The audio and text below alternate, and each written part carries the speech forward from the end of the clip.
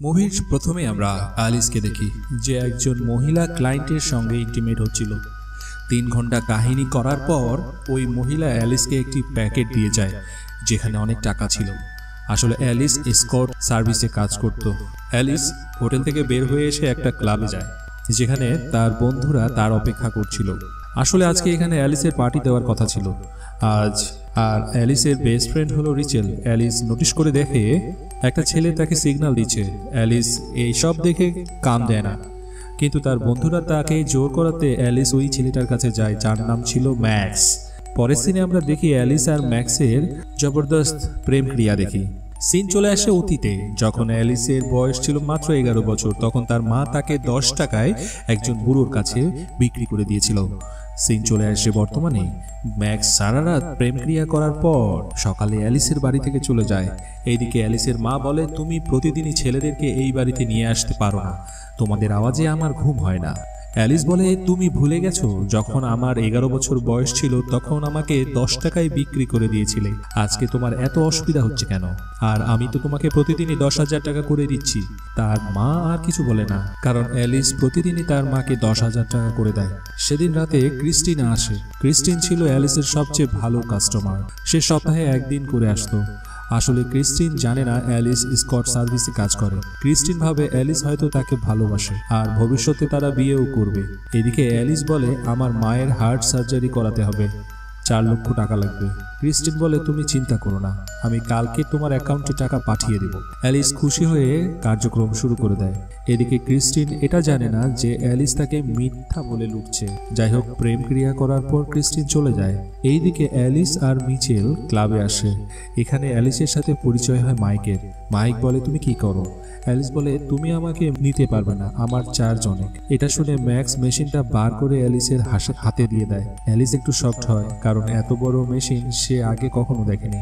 Alice আর max বাথরুমে গিয়ে কাহিনী আরম্ভ করে। এদিকে বাইরে ডিজে বাজছিল আর ম্যাক্স অ্যালিসের বাজাচ্ছিল। পরের দিন সকালে অ্যালিস বাড়ি ফিরে আসা মাত্রই তার মা বলে, আমার 50,000 টাকা লাগবে। অ্যালিস বলে, কালকেই তো তোমাকে 20,000 টাকা দিয়েছিলাম। তার মা বলে, ওটা আমি জুয়ো খেলায় হেরে গেছি। আসলে অ্যালিসের মা জুয়া খেলে সব টাকা উড়িয়ে দেয় আর অ্যালিসকে সংসার চালানোর জন্য দেহ ব্যবসা করতে হয়। অ্যালিস এইসব করে করে হাঁপিয়ে উঠেছে। সে এইসব মোটেই আর করতে চায় না, কিন্তু তার মা তাকে বাধ্য করে এইসব করায়। অ্যালিসের জীবনটা নরক হয়ে উঠেছিল। অ্যালিস এই সব কিছু সহ্য করার জন্য ড্রাগসও নেয়। পরের দিন জিমে অ্যালিসের সঙ্গে মার্কাসের পরিচয় হয়। মার্কাসও তার ছোটবেলার বন্ধু। মার্কাস বলে, তুমি কি করো? অ্যালিস আর মিচেল মিথ্যা করে বলে তারা ডিজিটাল মার্কেটিং করে। মার্কাস এটা বিশ্বাসও করে নেয়। মার্কাস যাওয়ার আগে অ্যালিসের নাম্বার নেয়। আসলে সে অ্যালিসকে লাইক করত। মার্কাস জানে না অ্যালিস আসলে কি কাজ করে। এদিকে তার ফ্রেন্ড মিশেল বলে, ছেলেটা তো ভালোই বটে, একবার টেস্ট ড্রাইভ নিয়ে দেখতে পারিস, ও সত্যি তোকে লাইক করে। সেদিন রাতে হঠাৎ করে ক্রিস্টিন আসে। আজকে তার আসার ডেট ছিল না। ক্রিস্টিন বলে, আমি ভাবতাম তুমি আমাকে ভালোবাসো, কিন্তু তুমি তো সবাইকে ভালোবাসো। আমাকে বোকা বানিয়ে আমার কাছ থেকে টাকা আদায় করো আর যে কারোর সাথে ইন্টিমেট হয়ে যাও। আসলে ক্রিস্টিন জানতে পেরে গেছে অ্যালিস স্কট সার্ভিসে কাজ করে। ক্রিস্টিন অ্যালিসকে খুবই মারে, তারপর তার সাথে জোর করে ইন্টিমেট হয়। কিন্তু তখনই অ্যালিসের মা এসে ক্রিস্টিনের পিঠে ছুরি গেঁথে ক্রিস্টিনকে মেরে ফেলে। এদিকে অ্যালিস এই সব কিছু থেকে খুবই ভয় পেয়ে যায়। তারা মা মেয়ে পুরো রক্তটা সাফ করে এবং এরপর বাড়ির গার্ডেনে ক্রিস্টিনের বডিটাকে পুঁতে দেয়। সকাল হওয়ার পর ক্রিস্টিনের গাড়িটা একটা গ্যারেজে নিয়ে গিয়ে বলে, গাড়িটাকে ডিসমেন্টাল করে দাও। অ্যালিসের মা মেকানিককে অনেক টাকাও দেয়। এদিকে মেকানিক বুঝতে পারে এরা নিশ্চয়ই গন্ডগোল করেছে। সে অ্যালিসের পিছনে পিছনে অ্যালিসের বাড়ি পর্যন্ত চলে আসে। মেকানিক বলে, আমি জানি তোমরা নিশ্চয়ই কিছু ক্রাইম করেছো, আমার 3 কোটি টাকা চাই, তা না হলে আমি এই গাড়িটা পুলিশ স্টেশনে নিয়ে যাব। অ্যালিসের মা বুঝতে পারে একেও রাস্তা থেকে সরাতে হবে। সে একটা ছুরি নিয়ে এসে মেকানিককেও মেরে ফেলে। এদিকে অ্যালিস এই সব কিছু দেখছিল। অ্যালিসের মা বলে, আমার 50,000 টাকা লাগবে, তুমি কি করবে আমি জানি না, আমার টাকা চাই। অ্যালিস বুঝতে পারে এই জঞ্জাল থেকে সে আর কোনোদিনও বের হতে পারবে না। সে মার্কাসের সাথে দেখা করতে যায়, তার ছোটবেলাকার বন্ধু। সে মার্কাসের সাথে থেকে বুঝতে পারে আসল খুশি কি। সে মার্কাসের সাথে সময় কাটিয়ে তার অনেক ভালো লাগছিল। মার্কাস খুবই ভালো, সে তাকে লাইকও করে। রাতে অ্যালিসের মা বলে, মার্কাস মার্কাসকে মুরগা বানিয়ে ওর কাছ থেকে টাকা আদায় করো, কিন্তু অ্যালিস সেটা করতে চায় না। সে মার্কাসকে ফোন করে বলে তাকে নিতে আসার জন্য। সে আর এই বাড়িতে থাকবে না। অ্যালিস বাড়ি থেকে পালাবার প্ল্যান করছিল, কিন্তু তার মা তাকে ধরে ফেলে।